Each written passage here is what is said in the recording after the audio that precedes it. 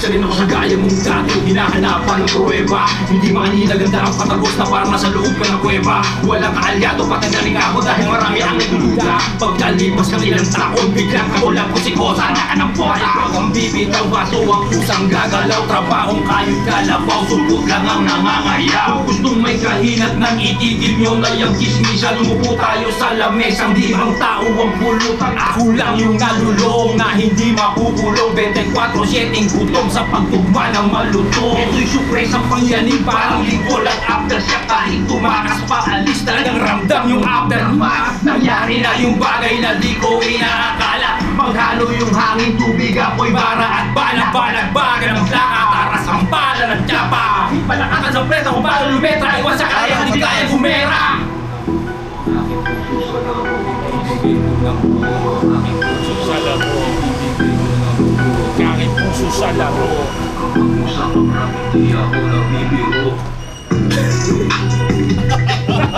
Ay, tinutok. Si Malas. Pasok ako tayo. Mauna ka na. Pasok mo. Yo! Katatapos lang, magpuputok ng kanyon. Salubong sa bagong taon.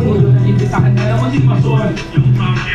Papakitang gitas mula dito sa eksena. Hindi ko may kosa, igagawa ng pera. Boses na aking itinatawid mula sa dagat. Walang kawala gaya ng Tiger Uppercut ni Saga. Kahit ano pang tira ay wala na makaawat. Sa paglapat ng pang-apat, tsaka na magpasalamat. Di ma-appreciate saan sumagat ang pinupunto. Pinagbigyan pa rin sa sobrang dami ng indulto. Maraming mga payo na tinuring na insulto. Subukan lumabas sa ilog ng pagkakulto. Kaluwat ka na ng kawayan, tulad na ng mga yan. Sino ba pinakamagagaling? Ano yan ang mga yan? Steady lang kami sa gili at walang pake. Bakit di ka na lang tumis?